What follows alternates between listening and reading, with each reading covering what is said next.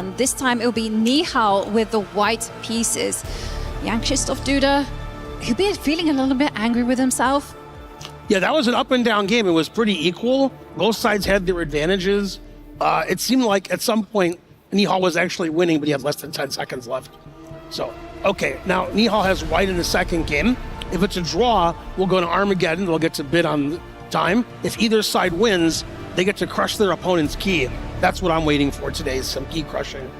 Wait, we had a key crushing about 25 minutes ago that was really loud. It was a scary key crushing. It made us all jump. We'll see whether this game makes us all jump. Will it make us all cheer as we see our players getting ready?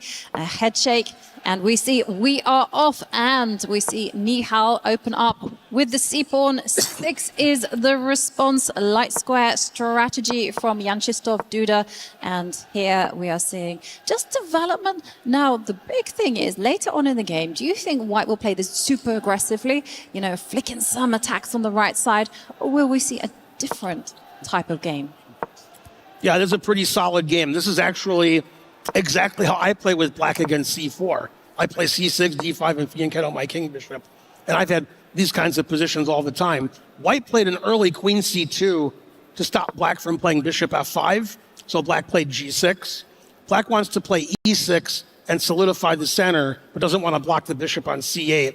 So a lot of times in these variations, Black is super solid with that pawn structure in the center and trades off the two bishops, getting rid of his white squared bishop, which will be blocked by the pawns on white squares. White takes on D5. That's a little unusual after playing queen C2. And Black takes back. White's going to get the two bishops now, unless Nihal changes his mind and retreats. No. No, and the argument that Krzysztof is making is that, well, the pawn structure is almost symmetrical, and in those kind of locked positions, knights are actually not that bad. And one thing that we see is that the knight's getting maneuvered, and look at this, he knows the same maneuver as last. I was just going to say it too, but he played it first. Same maneuver as last game, knight E8 to D6. Sometimes in these positions, White tries to get the knight to D3 also, but that's hard to do in this position. And a big practitioner of Black's play in this position is American Grandmaster Gadakomsky. He likes to play G6 and Slav variations, maneuver around, move those knights around, keep the position blocked, and slowly outplay his opponent. We're not going to see a super exciting sacrificial game here. It's going to be much like the first game where they're maneuvering around. White has the two bishops, but the bishops aren't very active. Black is super solid. Black got rid of his white squared bishop, which would have been blocked by all those pawns. Every black pawn is on a white square. That's what you do when you have a dark squared bishop. That's what you do if your name is Ivanka Hauska as well. Put your pawns on the light squares as well. A Carol-Com practitioner, aren't we? Yes, we are. And well, what's an interesting position here is that Black does have a few plans. And this one's the most natural, which is just pile up the rooks on the C line and then just wait and see for what White will do next. Because I've got to say, this queen out there, this white queen is out there on a limb. And it feels like she has to be a little bit careful. You don't get your queen trapped. So yeah, the queen has to be careful. Sometimes Black can get B5 in, and queen takes A6 is too risky. Then the white queen can't really go back to D1, they must have heard us. They heard you, Yovi. They said queen C2, queen's going to go hide on B1. There's going to be some trades on the C file. If I was a betting man, I would say Armageddon is coming. Yes, and indeed, I think you are giving good advice. As we're seeing, it's a very close position. Again, a very classical pawn structure. Everything is locked up, still a lot of maneuvering. And it marks a difference, actually, from games that we've seen in the past, as you kind of alluded to. Some of them have been wild from the get-go, and this one kind of feels like this could have come from the 19th century. Hey, B5, something's happening. I thought the only thing that could happen is if one of the players decided to open up the center with E4 or E5, but that gives you an isolated pawn.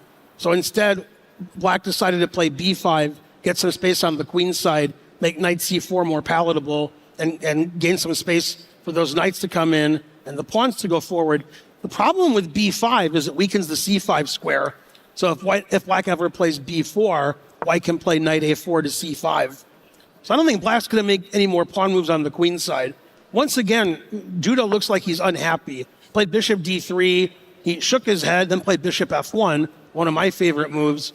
White's playing chess 960, putting all of his pieces on the back rank in strange fashion, getting ready for anything black can do. But those bishops, which don't look very good now, they can become strong later if the position opens up. That's what Duda's waiting for. Exactly. Like Nihal's playing so provocatively with all the pieces in the back row that you kind of be tempted to kind of go in the aggressive, start advancing pawns on the right side of the board, especially because the white queen is offside. But Krzysztof Duda, very patient. He drops the knight back. What he wants to do is maneuver it around the board and find a good home. Knights love good homes. I'm expecting knight going to d7, maybe to b6. Maybe even a knight will jump into c4 and say, kick me out if you dare. That's right. And I think white is going to play my knight c3 idea, or knight d3 idea, by playing knight f4, knight d3. And because black played b5 so early, the c5 square can't be defended by a pawn anymore. And Nihal must have expected that and played bishop h6. He says, Duda, if you play knight f4, I'm going to capture that knight and ruin your pawn structure. And my knights have squares, but your bishops are pretty passive. So I'm hoping white plays knight f4 because I want to see two knights versus two bishops. That'll give us something to play for. But I don't think Duda's going to do that because... I'm sorry, Nihal's not going to do that. Nihal has white. Instead, they trade rooks on the c file. And, he played knight c1. That's why he traded rooks. He's going to get his knight to d3 by hook or by crook. And eventually, black is going to be slightly worse if white can ensconce his knight on c5. Yeah, and we're seeing Nihal. I'm going to say that in the battle of the maneuvering game, I'm going to say that Nihal has a teeny tiny advantage because at least he has a very clear plan. That bishop that wasn't doing anything, the dark square bishop, now it's kind of gonna come in and start eyeballing a knight and a queen. And also, as you indicated, that knight at the minute is almost stuck at home, but in two moves is gonna jump in onto a square on the fifth row. Again, if you're just joining us, this is not chess 960. It looks like that's what white is doing, but Nihal's just maneuvering his pieces, trying to get to good squares. Duda's trying to get good squares for his pieces also. c4 for the knight, e4 for the knight. But it looks like white has a little advantage because black played b5 early, giving up the c5 square, and black doesn't have total control of c4 because white can play b3 and kick the knight out. Do you know what's funny, Ben, is that we are advocating that white has done everything well with all the pieces on the back row. That's right. Now, don't try this at home. This only works because the position is closed and also there's no tension in the center between the pawns. So in that case, it's all about just maneuvering your pieces and giving them good squares. In comes the knight, give it one more move and it's going to jump up. So this is why Krzysztof said, nope, not happening. And the big question now for Krzysztof and for Nihal is what next? How is Nihal going to open up the lines? Because bishops, they want open positions. A friend of mine in Michigan used to jokingly say, don't put your pieces in the center. They might get hurt there. So white put all the pieces on the first rank, and eventually they'll come to the center. The bishop on a5, that's the most active that bishop has been the whole game. Bishop a5, bishop b4, much stronger than on e1. The black knight goes to c4. The engine doesn't like it because white just kicks the knight away. And white's going to have the c5 square, but black doesn't have the c4 square, advantage white. Yeah, and this could be potentially last game of the match. Whoever wins this one goes into tomorrow's quarterfinals. You lose, that's it. Your key gets crushed in the most brutal fashion. Yeah, it was really loud the last time. Maybe we can get an even louder one. You don't want your key to get crushed. And my opinion is that's why Magnus likes this tournament so much. I think not only does he like the prize money and he likes beating his opponents, I think he likes crushing keys. I know I would like that if I was playing. Of course, I wouldn't crush anybody's keys. I get my keys crushed. That's why I'm not a participant. But if I could crush somebody's keys, then I would join the tournament in a heartbeat. Well, I'm not sure I would enjoy the key crushing, but I agree with you. It's certainly fun to watch. And as Krzysztof Duda considers how to actually find any good squares for his knights. Look at them. They are working against each other. They're both fighting for the same square. So that's why the bishop drops back. And now, what even to suggest? Maybe the knight's actually attacking that pawn on the edge of the board. Watch out, Jan Krzysztof Duda. There is a knight in town. Yeah, Duda's unhappy with his earlier b5, which weakened the dark squares, weakened his a pawn, and he didn't get control of the c4 square. But he keeps retreating. Bishop f8, knight b8. This is why these are super grandmasters. They're really good at using the back rank and defending and attacking by maneuvering their pieces that way. And now, I actually like White's bishops. The bishop on f1, bishop on a5, they're both doing something. The question is White ever going to get a chance to play a4 and attack the queen side? Or does Black have that too well defended with the queen on e8 and the knight on b6? White can't open it up. Neither side's going to open the center. I think at some point, White just, White sacrificed a piece to win the piece back. Now he's a pawn up. I didn't see it. That was too simple a tactic. Both sides saw it, but I missed it. It was there, and it was courtesy of that knight that was loose that White had, and that's why it's gone. But it has come with some consequences, because look at the black queen, look at the black rook. They are primed and ready to take control over that line. And the big question, as Black, I think Black, you have to play super actively here, and you have to make sure that the weakness, that is that pawn, that's all alone on the B line, that needs to be fixed, that needs to be gone. And restrain is two counterparts there on the left. Yeah, White's a pawn ahead. Duda doesn't like it, but Black has the C file. Black is trapping the bishop on A5. So Nihal has to do some serious thinking here, making sure his bishop on A5 doesn't get lost, making sure Black doesn't infiltrate strongly with queen C2. It's funny. It's sort of in a flux situation. We can't really attack the bishop. There's no way to attack it. We can't play queen C2 because the knight on A6 is hanging. So it's not clear here what either side should do. Both sides are getting less than 5 minutes, but it's not clear what plans they should do.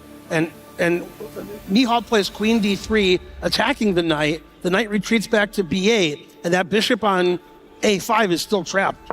Yeah, and that's actually something that is going to worry Nihal with the white pieces, because the bishop completely trapped. So that's why he came in with the queen, giving us a smile there.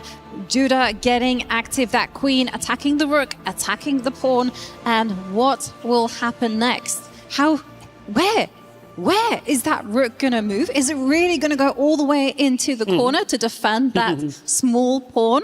Maybe. Yeah, and Black has an interesting idea here. Black can play knight c6, defending the pawn on b4. Then if we get to trade for that bishop, we'll have opposite colored bishops, where White's pawn majority isn't really very important because those pawns can't move. It looks like Duda's gone from a pawn down with a worse position to an equal kind of position, an equal game. And I think Duda's okay now. Duda's catching up on time. The last few moves have gone in Black's favor. Black sort of lost a pawn, but kept his equilibrium about him, and now it seems like he's doing reasonably well. Well, look at this. I was talking about moving the rook. Hey, there is something in town called the counterattack. The queen comes up, attacks the rook. Nihal now says, okay, I'm going to move it. And again, the question for White, how are you going to move that rook? Where are you going to go? Going to go to the corner? Are you going to go to the middle of the board? You don't have too many squares. Or maybe you're just going to continue with the pattern. My queen and your queen are going to attack each other's rooks. That's right. It looks like it's going to be repetition somehow. Both sides can do repetition. Okay, he moves the rook. Yeah, now we can play queen to D2, and we can keep attacking the rook. Repetition, Armageddon. It's all going to happen pretty soon. Well, hang on a second here, because if you do capture that pawn, there's that knight that is on the edge of the board, and it doesn't have too many squares. That's right. Also, if I play queen to D2, which I thought was repetition, White can play rook E2, and the rook is saved, and the A2 pawn is saved. Even though the engine says it's about equal, it's not clear what Black should do in this position. The B4 pawn is attacked. The knight's on the back row. White has the two bishops. White has the extra pawn. Still advantage to Nihal. Duda's trying to figure out the safest way to play. Very interesting. I think he's going to take on A2. I think you have to take that pawn. Oh, but I think that Nihal is being sneaky here, because if you take on A2, then there might be problems with the black knight, and Young Krzysztof Duda is just thinking, how is he going to ask the questions?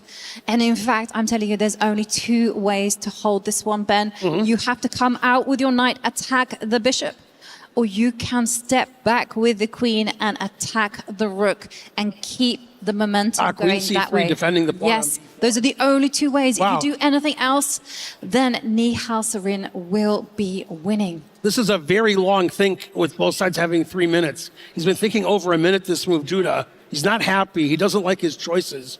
He has a big time disadvantage now. Doesn't look very happy. Things are going in Nihal's favor because Duda doesn't like his position anymore. Oh, and he makes not the way. quite a bad move. Rook C8. Engine hates it. This is not the way. For starters, white can just simply grab that pawn. Bishop takes pawn, and you can just rest on your laurels, say, I am material up. And look who else is up. You see, Nihal's got more time on the clock. He's also got a higher heart rate as well, incidentally. But what is Jan Krzysztof's plan? Because you can just take that pawn. Yeah, I don't see anything else he can do. I guess he was worried about bishop c7. That's why he played rook c8. But now he's just a pawn down for nothing. Black has very little counterplay, and black can't play rook c2 and double on the 7th because the knight on b8 needs babysitting. This is a pretty easy plan for white. b4, b5, b6, advance that passed pawn. White can also play rook a1 to a7. This is a tough position now for Duda. It's looking good for Nihal. Duda there on the brink, and I love your plan of activating your rook. Use all your pieces. That is one very nice way to go about this. You can also just advance your pawns. Past pawns are there to be pushed. And Nihal thinking, I think he's going to go for the rook. I think he's going to mobilize it. Such a natural move. He does it, Ben. You're right, Yovi, again. Rook a1, the rook's going to a8 or a7, the pass b pawn. The extra time on the another passive move from it's Duda. going from bad to worse. Yeah, that's not good. Now white has everything. White can push the pass pawn. White can activate the rook. Black has no counterplay at all. There's nothing that black can attack. No, it's all gone wrong for Jan Krzysztof Duda with a series of bad moves. He's now just giving a winning position to Nihal. Nihal can just come in with the rook, and a win for Nihal would mean that he walks into tomorrow's quarterfinals. It's a repeat of last year. He advances the pawn. Okay, the engine is telling us not the most precise way, but hey, the engine's being pedantic. As a knight comes forward, what next? The rook can still come up the board, and you see it in the face of Jan Krzysztof. He's not happy. No. Some people have poker faces in this tournament, and some don't. Duda has no poker face. He's been shaking his head probably more than any other competitor this game. And Nihal seems like he's pretty happy. Ooh, rook a6. Hard to find a good square for the knight. Knight has to go to a terrible d8 square where it's trapped. Yeah.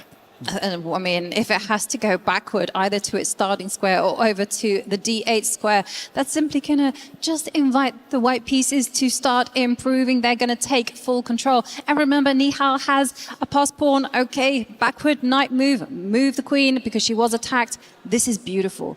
Complete control on the position. And the rook and the knight sleeping. Now, this is resignable because b5 is coming and rook a8 and b6. Okay, so he played desperation e5, trying to get something going, but that doesn't really help. Wants to get the knight to e6. But even if black does that, he has nowhere to go. White can just start taking the center pawns now. And you can see the frustration there from Jan Krzysztof Duda. He had to just go all in. He had to activate his pieces. He couldn't just live in that bind.